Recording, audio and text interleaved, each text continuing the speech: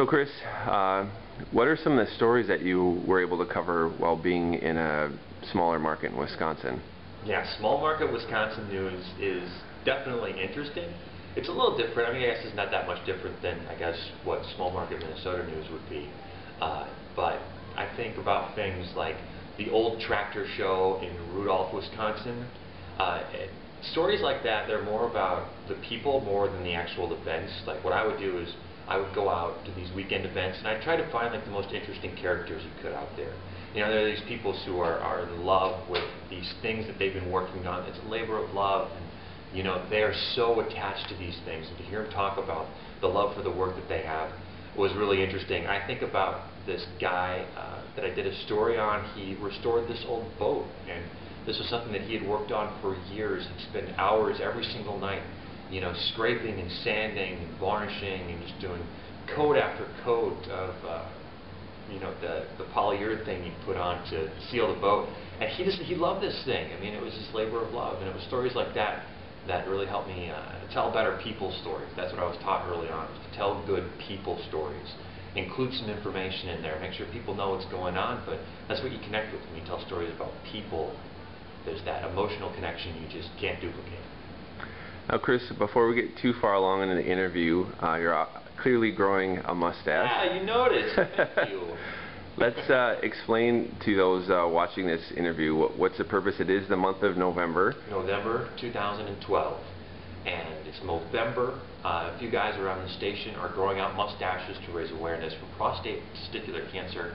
1 out of 6 men in their lifetime is expected to be diagnosed with prostate cancer, which is a huge killer, and more needs to be done about it. So we're growing out our mustaches, having some fun with it along the way, trying to raise some money. WCCO.com/Movember if you would like to donate. And so then, after November's done, is there going to be a big shaving? Yeah. Okay. Is that going to be televised? No, we're planning that out. I think on December 1st or the end of November, Mike Augustinak, meteorologist for our morning show that I work on, he's growing one out too, and I think we're going to shave him.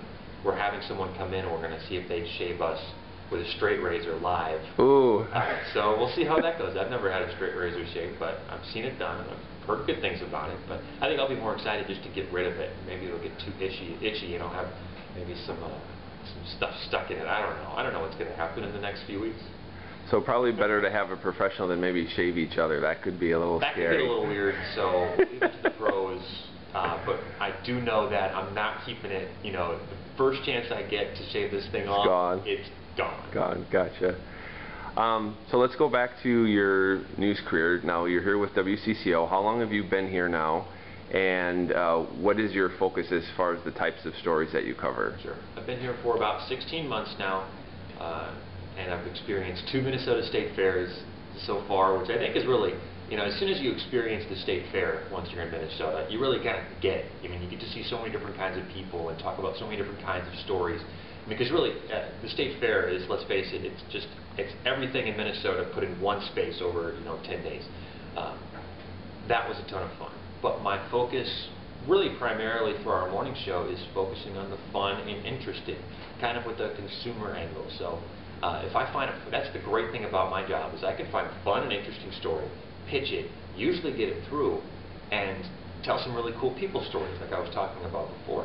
Or I can talk about what's going on in consumers' lives, how to make your life easier, how to make you know, things take less time for you, make your life easier, save you money, save you time. Like I test products out for does it really work. You know, I want to make sure that you're not wasting your money on some piece of junk and you're actually getting some value out of something.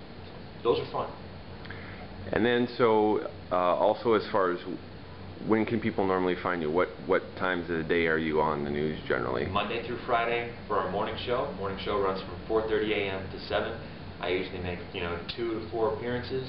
You know, I'm out live somewhere previewing some fun event that was going on, or I've got a piece that's been put together before that I'll toss to, either from inside the studio or out at some location somewhere. So the great thing about my job is I'm all over the place. One morning I'm here, one morning I'm there. Sometimes I'm in the studio. Sometimes I get to anchor if I'm lucky, you know. And most of the time I'm reporting, and it's always something new every day. Do you, Chris, ever get people who, since you're doing a lot of consumer products, do they pitch ideas to you at all, or is that more of a producer or someone else? I get a ton of emails from companies who want me to feature their product, if they want me to test it out, if they think it's something new or revolutionary or something interesting. You know, I got an email the other day, and the email title was, "Are your viewers pooping wrong?" And I'm like, okay, you've got my attention, so what is it? And so it was for this product called the Squatty Potty. And it's like, okay, this is just a little too weird for us. Is this for home use or for like if you're camping or something? It's for home use. It was okay. a toilet that was just designed differently, and they wanted us to do a feature on this toilet, you know. So you get all sorts of different stories and different products and just interesting. I think that would fall under the interesting category, and I don't think that was quite what we were looking for. True. So I can imagine that sometimes when you're looking at your email, you're like, is this spam or is this really somebody sending me? Yeah. I work with a lot of public relations specialists out there, not only in the Twin Cities and in Minnesota and across the country, and it's always interesting to see the subject lines of the email and like the first sentence of the email. You can usually spot out spam and, you know, personal email really quickly, you know.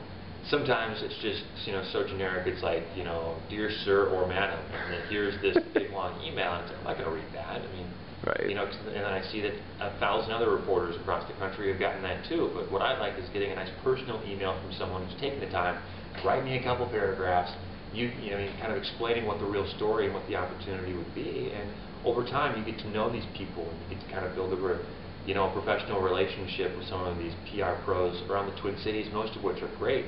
And they know what you're looking for, so they'll pitch you something directly that's going to work great for you guys and for our audience.